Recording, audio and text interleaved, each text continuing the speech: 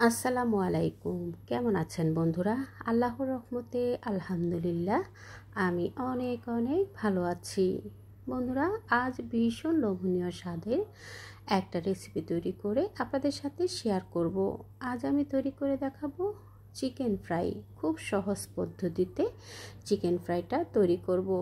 রুটি, পরোটা, লুচি কিংবা সাদা ভাত, পোলাও, বিরিয়ানি, খিচুড়ির সাথে আপনারা ফ্রাইড রাইসের সাথে এই চিকেন ফ্রাইটা সার্ভ করতে পারেন।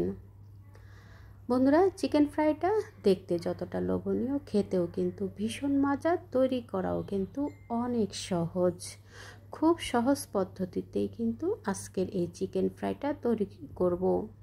চিকেন ফ্রাইটার উপরটা যতটা ক্রিস্পি, ভেতরটা খুব সুন্দর জুসি হবে, খেতে ভীষণ ভালো লাগবে। চলুন খুব সহজ পদ্ধতিতে আজকের এই চিকেন ফ্রাইটা তৈরি করি।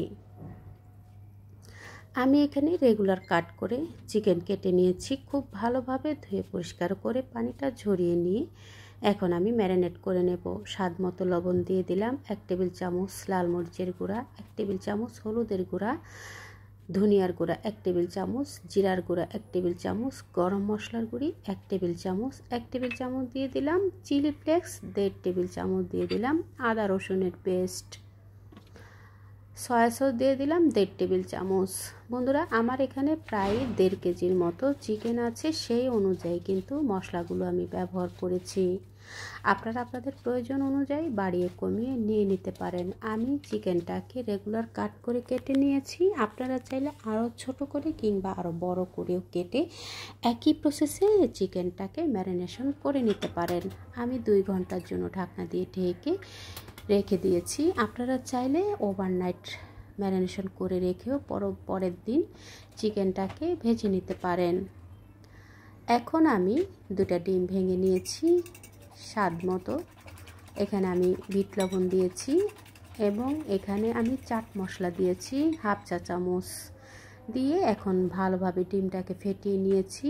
আর এখানে আমি কর্নফ্লাওয়ার নিয়েছি। কর্নফ্লাওয়ারের সাথে চিলি ফ্লেক্স এবং বিট লবণ ভালোভাবে মিশিয়ে নিয়ে খুব ভালোভাবে মিশিয়ে নেব। এখন যেহেতু আমরা ক্রিস্পি চিকেন ফ্রাই করব, তাই আমি কর্নফ্লাওয়ারটা এখানে ব্যবহার করেছি। আগের থেকে ম্যারিনেশন করে রাখা চিকেনগুলোকে প্রথমে আমি কর্নফ্লাওয়ারে একটু গড়িয়ে নিব, এরপরে ডিমের ব্যাটারে চুবিয়ে ব্রেড ক্রামে কোট করে নেব। বন্ধুরা, এটা আমার হোমমেড ব্রেড ক্রাম। আপনারা চাইলে আমার চ্যানেল থেকে ব্রেড ক্রামের রেসিপিটা দেখে নিতে পারেন। খুব সহজ পদ্ধতিতেই কিন্তু ব্রেড ক্রাম তৈরি করেছি, তো আপনারা চাইলে সেখান থেকে দেখে ব্রেড ক্রামটা তৈরি করে নিতে পারেন হোমমেড। এখন আমি চিকেনগুলোকে খুব ভালোভাবে প্রথমে আমি কর্নফ্লাওয়ারে গুঁড়িয়ে নিয়ে ডিমের ব্যাটারে চুবিয়ে এরপর আমি ব্রেড ক্রামে কোট করে নিয়েছি। একইভাবে সবগুলো চিকেনের পিসকে একইভাবে কোট করে নিয়ে 10 থেকে 15 মিনিট ফ্রিজের নর্মাল চেম্বারে রেখে দিয়েছিলাম। এতে করে ব্রেড ক্রামগুলো সুন্দরভাবে সেট হয়ে যাবে। 10 থেকে 15 মিনিট পরে আমি চুলায় প্যান বসিয়ে দিয়ে পর্যাপ্ত পরিমাণে তেল দিয়েছি। তেলটাকে ভালোভাবে গরম করে নিয়েছি।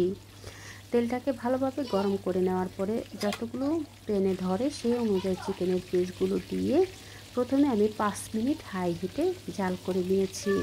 5 মিনিট হাই হিটে জাল করার পরে 5 মিনিট পর চিকেনগুলোকে উল্টে দিয়েছি এবং চুলার আঁচটা মিডিয়াম টু লোতে রেখে চিকেনগুলোকে ভেজে নেব। বন্ধুরা, এই কাজটা এই পর্যায়ে আসার পরে একটু ধৈর্য সহকারে চিকেনগুলোকে ভেজে নিতে হবে। চুলার আঁচটা মিডিয়াম টু লোতে রেখে বারবার উল্টে পাল্টে চিকেনগুলোকে ভেজে নেব। প্রথমেই যখন আমি চিকেনগুলো দিয়েছি তখন কিন্তু চুলার আঁচ হাইতে ছিল।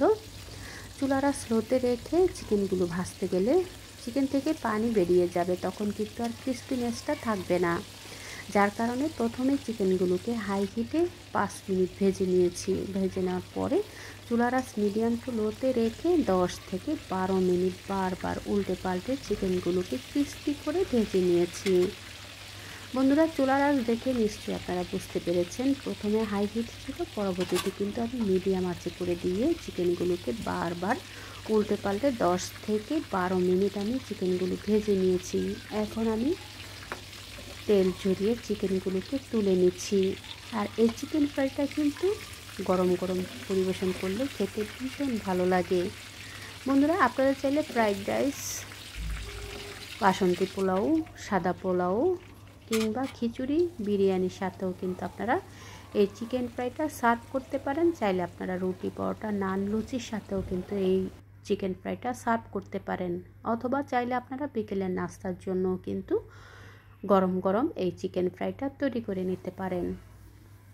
আজকের এই চিকেন ফ্রাইটা খুব সহজ পদ্ধতিতেই কিন্তু তৈরি করার চেষ্টা করেছি। আশা করছি আপনাদের কাছে রেসিপিটা ভালো লেগেছে। ভালো লেগে থাকলে প্লিজ বন্ধুরা আপনারা আপনাদের টাইমলাইনে শেয়ার করে দিয়ে আপনাদের ফ্যামিলি ফ্রেন্ডসকে দেখার সুযোগ করে দেবেন। যারা এতক্ষণ ধৈর্য ধরে আমার রেসিপিটা দেখেছেন, একটা লাইক দিতে ভুলে গিয়ে থাকলে প্লিজ বন্ধুরা একটা লাইক দিয়ে রেসিপিটা কন্টিনিউ করে নেবেন। ধৈর্য ধরে দেখার জন্য সবাইকে অসংখ্য ধন্যবাদ।